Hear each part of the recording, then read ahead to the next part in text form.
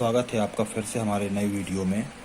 और आज हम लोग बात करने वाले हैं अलजेब्रा, बीजगणित, घातांक एवं करनी के बारे में। तो सबसे पहले तो संख्या जो है वो दो प्रकार की होती है। संख्या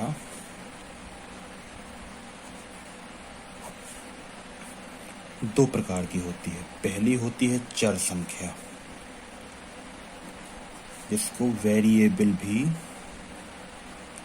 कहा जाता है। दूसरी होती है अचर संख्या, जिसको कांस्टेंट कहा जाता है। अब चर संख्या क्या है? तो चर संख्या ऐसी है कि जिसकी वैल्यू जो है वो चेंज होती रहती है।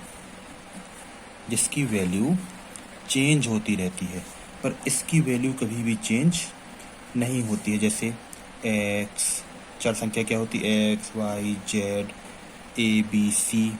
और ये क्या होती है? 1, 2, 3, 4, 5, 6, 7। इस तरीके की संख्याएं, एक्स, वाई, जेड की संख्या हम लोग अपने क्वेश्चन के हिसाब से ले लेते हैं। जैसे किसी क्वेश्चन में a बराबर 2 होता है, किसी क्वेश्चन में a बराबर 4 भी होता है। पर इसमें अगर 2 लिखा है तो वो भारत में भी 2 है, अमेरिका में भी 2 है, इंग्लैंड में भी 2 है। सभी जगह इसकी वैल्यू 2 ही रहेगी। इसकी वैल्यू चेंज कभी नहीं होती है। ठीक है, अब बात करते हैं हम लोग चिन्हों की। किसकी? चिन्हों की, जिनको साइन भी कहा जाता है। तो ये दो टाइप के होते हैं। एक तो होता है पॉजिटिव, एक होता है निगेटिव। तो धनात्मक संख्या के लिए पॉजिटिव का इस्तेमाल किया जाता है और ऋणात्मक संख्या के लिए नेगेटिव का इस्तेमाल किया जाता है। अब बात आती है चिन्हों के गुणा की। इसकी चिन्हों का गुणा, तो जब धन का गुणा धन के साथ होता है तो धन ही आता है, प्लस। जब प्लस का गुणा माइनस के साथ होता है तो माइनस आता है। जब माइनस का गुणा प्लस के साथ होता है तो भी माइनस आता है। बट जब माइनस का गुणा माइनस के साथ होता है तो प्लस आता है। ये चीज़ आपको जब हम लोग कुछ क्वेश्चंस करेंगे तो उसमें क्लियर हो जाएगी कि ये कैसे होता है। और जैसा इसका गुणा होता है सेम इसका भाग भी होता है। अगर हम चिन्हों का भाग कर रहे हों तब भी यही मान रहते हैं। और कहीं पर अगर बराबर लिखा है, ठीक है, तो इस तरफ वाले को RHS कहते हैं और इस तरफ वाले को LHS कहते हैं, right hand side, left hand side. ठीक है, तो अगर प्लस है और ये प्लस बराबर के इस साइड जा रहा है तो वो माइनस का हो जाता है। माइनस है और वो बराबर के इस साइड जा रहा है तो वो प्लस का हो जाता है। गुणा चेंज हो जाता है डिवाइड में और डिवाइड चेंज हो जाता है मल्टीप्लाई में। तो ये इस तरीके से ये सभी काम होते हैं। अब अगला जो हम लोग बात करने वाले हैं कि अगर हमसे कहा जाए कि अचर संख्याओं को जोड़ना है, हमसे कहा गया x और y को जोड़ो, तो हम लिख देंगे x प्लस y। ठीक है, समान चर संख्या के बीच जोड़ की क्रिया होती है। क्या? समान चर संख्या के बीच जोड़ की क्रिया होती है। जैसे कहीं लिखा हो 9x प्लस 5x। देखो इसमें x चर यहाँ है, x ही यहाँ है, तो ये दोनों जुड़ के क्या हो जाएंगे? 9, 4, 14 x। ठीक है, और यदि दो चरों के बीच कोई भी चिन्ह ना हो, ऐसा लिखा हो x, y, इसका क्या मतलब होता है? इसका मतलब होता है x इंटू वाई। क्या लिखा हुआ है? ए बी का मतलब है a इंटू बी। इस चीज़ का आपको विशेष ध्यान रखना है। अब जैसे 0 हो या 1 हो, 0 हो या 1 हो, इस पर कितनी भी घात लग जाए इस पर 0 की घात 100 लिखा हो, 1 की घात 100 लिखा हो, इन सब का मान इसका 0 ही रहेगा, इसका 1 ही रहेगा, इनका मान चेंज नहीं होता है। और 1 के ऊपर कितने की भी घात रहे उसका मान 1 ही रहेगा। और किसी संख्या पे अगर 0 की घात होती है, क्या अगर कहीं लिखा है 1 की घात 0 तो उसका मान भी 1 हो जाता है। किसी भी संख्या पर अगर 0 की घात होती है तो उसका मान 1 हो जाता है। समझ गए? ये 0 हो जाता है। 0 के ऊपर कोई भी मान हो, 1 की घात हो, -1 की घात हो, ये सब क्या हो जाएंगे? 0 हो जाएंगे। और 1 के ऊपर अगर 0 की घात हो तो वो भी 1 हो जाता है। अब बात करते हैं कि चर संख्याओं का गुणा कैसे होता है। चर यानी कि वेरिएबल, चर संख्या का गुणा कैसे होता है, तो ये समझ लेते हैं, या गुणा भाग दोनों ही देख लेते हैं। यहाँ लिखा है 14x डिवाइडेड 7y। क्या लिखा है? 14x divided 7y। तो इसको हम लोग क्या लिख सकते हैं? इन दोनों में आप देख रहे होंगे कि 7 कॉमन है, सॉरी 7 एकम 7, 7 दूनी 14। अगर इनमें से हम चाहें तो 7 को बाहर निकाल सकते हैं। हम इसको लिख सकते हैं 7 इंटू 2x डिवाइडेड y। ये इसको हम लिख सकते हैं। अब इसको अगर हम और चाहें तो इस तरीके से इसका भाग हो जाएगा। ठीक है। अब हम आगे देखते हैं कि अगर कहीं लिखा है 14x इंटू -13x तो क्या होगा। अब देखिए, माइनस और से प्लस से हमें कोई मतलब नहीं है, हमें केवल ये देखना है कि 14 और 13 का हमने मल्टीप्लाई किया जो कि होगा 182। क्योंकि यहाँ माइनस है, यहाँ प्लस है, जहाँ कोई निशान नहीं होता है वहाँ पर प्लस होता है, तो यहाँ पे माइनस प्लस का मल्टीप्लाई माइनस हो जाएगा। और x कितने हो गए? 1 और 2, तो हम x पे लगा देंगे 2 की पावर।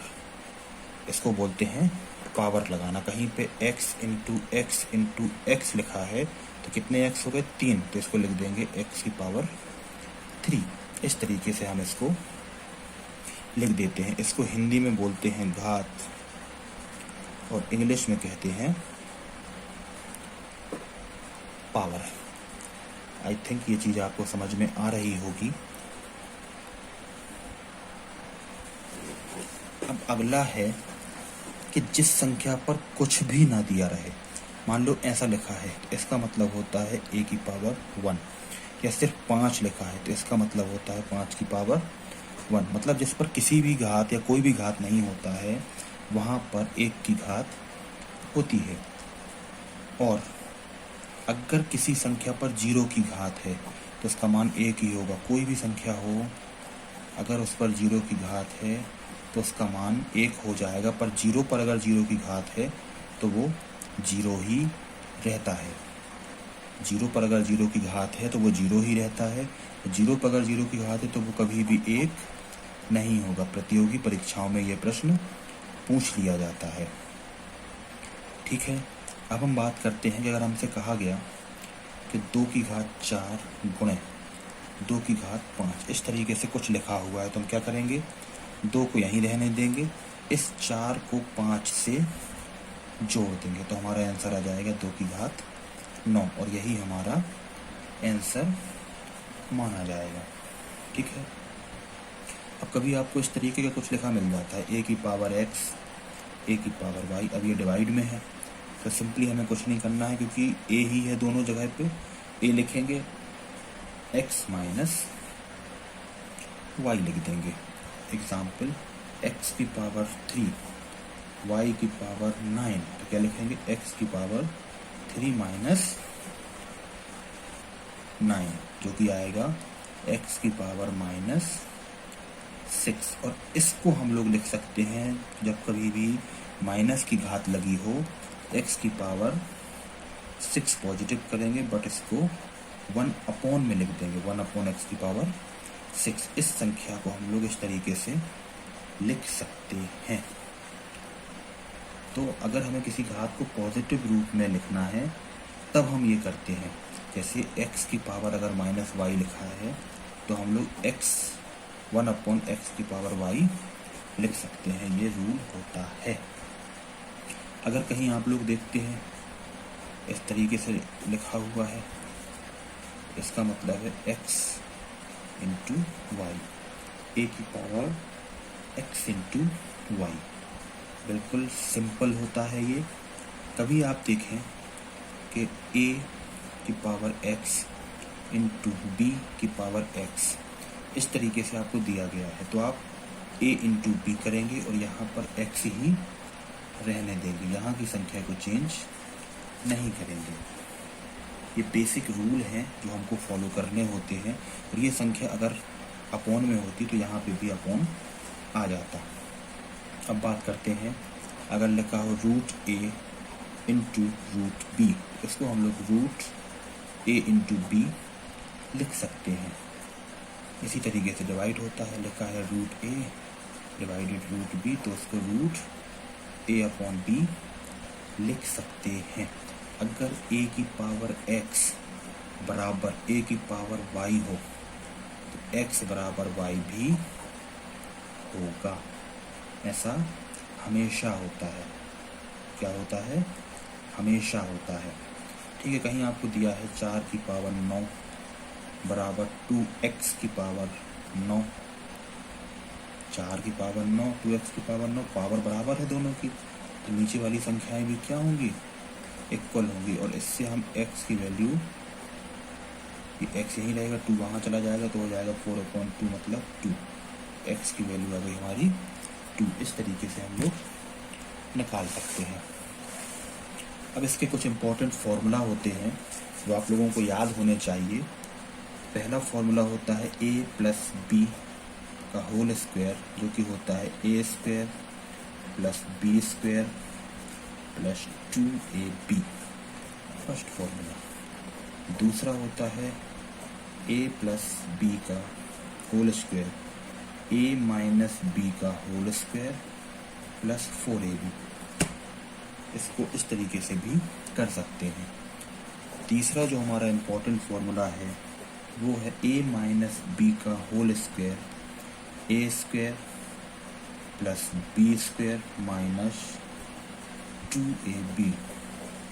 चौथा है a माइनस बी का होल स्क्वायर है तो उसको a प्लस बी का होल स्क्वायर माइनस 4ab, ये भी लिख सकते हैं। ठीक है। पांचवा जो इम्पोर्टेंट फार्मूला है a square plus b square, तो ये a प्लस बी का होल स्क्वायर माइनस 2ab, ये भी हो सकता है। छठवां है a square plus b square is equal to a minus b का होल स्क्वायर प्लस 2ab। ये सभी फॉर्मूला एक दूसरे से बने हुए हैं। सातवां जो फॉर्मूला है वो है अगर a square minus b square है तो इसको हम लिख सकते हैं a plus b into a minus b. आठवां फॉर्मूला है a प्लस बी का whole square plus a minus b का होल स्क्वायर, तो इसको हम 2 into a square plus b square लिख सकते हैं, या इससे इसको भी लिख सकते हैं। नौवां जो फॉर्मूला है वो है a प्लस बी का whole square minus a minus b का होल स्क्वायर, ये होता है 4ab के बराबर। फॉर्मूला नंबर 10, ये थोड़ा बड़ा है, a प्लस बी की पावर 3 या क्यूब, ये होता है a cube plus b cube plus 3ab into a plus b. ठीक है। इसी फॉर्मूले को हम लोग एक और तरीके से लिख सकते हैं, इसका हम मल्टीप्लाई कर दें। ठीक है।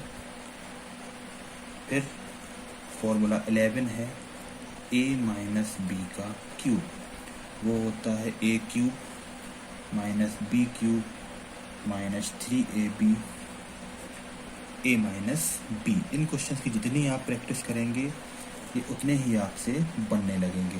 थर्ड है ए क्यूब 12 है a cube plus b cube होता है ए प्लस बी का क्यूब माइनस 3ab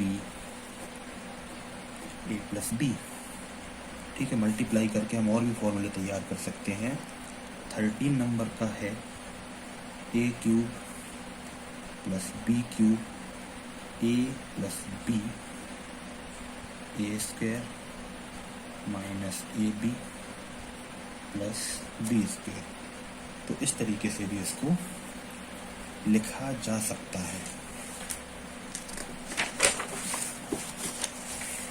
अगला जो फॉर्मूला है 13 हो गए हैं। 14th जो कि है a cube minus b cube is equal to a minus b cube plus 3ab a minus b.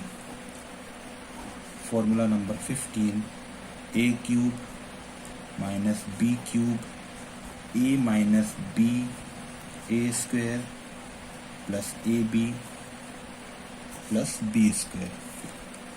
Formula number 16 a plus b कब हो जाएगा? अगर आपके पास ए क्यूब हो बी क्यूब हो और अपॉन में हो a square minus a b plus b square.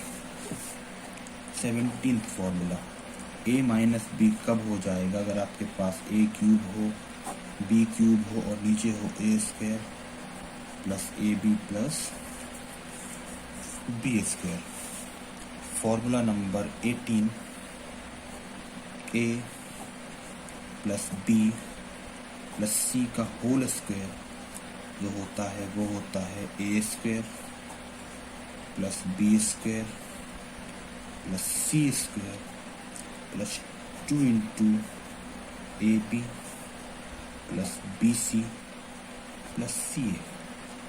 Question number formula number 19 A plus b plus c का क्यूब जो होता है वो थोड़ा लंबा फॉर्मूला है a cube plus b cube plus c cube plus 3 into a plus b plus c into a b plus b c plus c a minus 3abc।